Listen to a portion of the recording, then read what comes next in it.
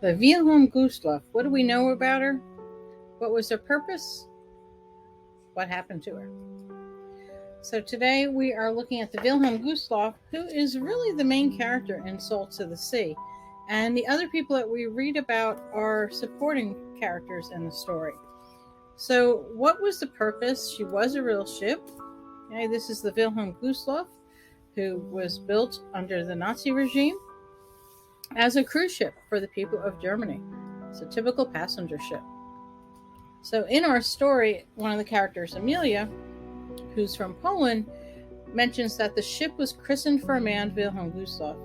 He had been the leader of the Nazi party in Switzerland. He was murdered and the ship was born of death. And this is true. So he was head of the Nazi party in Switzerland. He is assassinated. And so to honor him, the ship is named for him. And the ship is going to be part of the KDF. And I'll explain that in a minute. So Amelia here is foreshadowing, right? She's making a correlation between the ship who is named for a person who's assassinated, named for death, and what we know is going to happen, which this ship is going to be sunk. All right, here's some images. We have a very few images, of course, because it was a Nazi ship, and because of the end of the war, so much was lost as far as historical evidence. But here's a photo of Adolf Hitler inspecting the crew, most likely while it was still a passenger ship. Here's some passengers in 1938 off the coast of England in international waters. They were brought back. People who were living in Germany wanted to be able to vote and come back in. They were taken in by tenders, dancing on the cruise, the top deck. Here's some photos of the original ballroom and how it was set up. So from March 38 to August 39, this is created as KDF, and the Wilhelm Gustloff is the first KDF ship. It means, translated into English, it would be strength through joy. So the idea was that Germany would become a stronger country because its citizens would be so happy and joyful that they're going to work together, and that this is sort of one of the perks for being a German citizen. In all total, during that time from 38 to 39, over 80,000 people sailed on her, and she took 60 different voyages around Europe. All right, so here's, there is a site and their website, the Wilhelm Gustloff Museum, and there's also a physical place that you can go to. All right, this is, I believe, again, another photo of the ballroom. They had an indoor pool with beautiful, beautiful murals inside there. And so we read during the ship, the pool has been emptied. It's been emptied a long time. And people will actually be going down. It's going to be used as sleeping quarters, a holding area for people. So the ship was originally supposed to hold about 2,000 passengers or 1,800 passengers.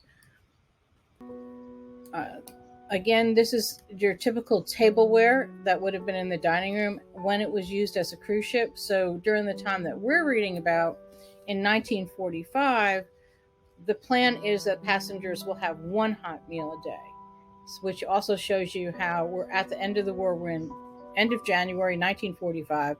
Germany will surrender in May of 1945. So rations are getting tight. All right, so then from September 39 to November 40, so war has already been declared against Germany, England, France, the Soviet Union are all at war with Germany.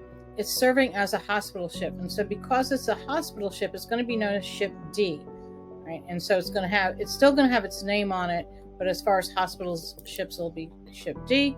It's going to get newly painted. It's going to be white with green stripe, which would indicate that it's a hospital ship. Here's a photo of some German wounded soldiers when it's being used still into July 1940 as a hospital ship. November 20th, 1940, it's going to be repainted and it's going to be turned over to be just Naval Grey. It's going to be made into a regular battleship, transport ship. And so back to Amelia, our Polish character.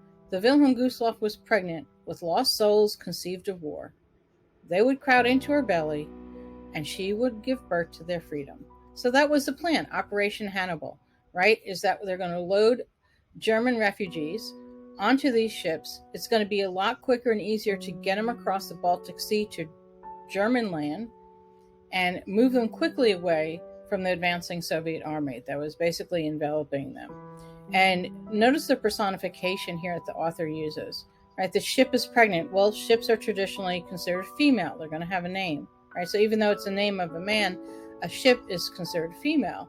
Again, personification. Pregnant with lost souls, right? And how did the ship become pregnant with all of these ships? Because of war. These are lost souls. They're refugees, people without a nation, without a home. They're going to crowd into the belly, right? And then she's going to give birth. And that was the idea, is that you would board the ship, and when you got off the ship, you would be in German land and you would be safe from the advancing armies. So Operation Hannibal, right, and starts in 1940, end of January 1945. They should have started earlier. The plans were already there. It's you can compare it to Operation Dunkirk. So when the Germans had pushed the French and the British up into the sea, the English Channel, right, and they were strafing them. They couldn't get to the ships, and Churchill gets on the radio and asks for every available ship, whether it's a fishing boat, a sailing vessel, a cruise ship, go get these people, go get these soldiers off of the sand. They were literally in the sand at the sea trying to board ships, and the Germans were strafing them overhead. The Germans are coming up the road. Many lives were lost, and so it was an immediate emergency evacuation. That's what this is going to be like. So Operation Hannibal is going to have that same urgency. For the most part, we're talking about civilians. Operation Dunkirk was definitely military, and there will be some military people in Operation Hannibal, but the majority of them are going to be civilians, like you see in this photo. Right, so here's a photo of them getting onto boarding the ship. It's going to be minus 20 centigrade. There's ice on the deck. They're not using a top deck. The railings are going to be covered in ice. Again, here's some people. You can see these are Nazi officials. These are going to be pretty well-off people boarding the ship. And of course, that's where we leave off in the story. And this is January 30th, 1945.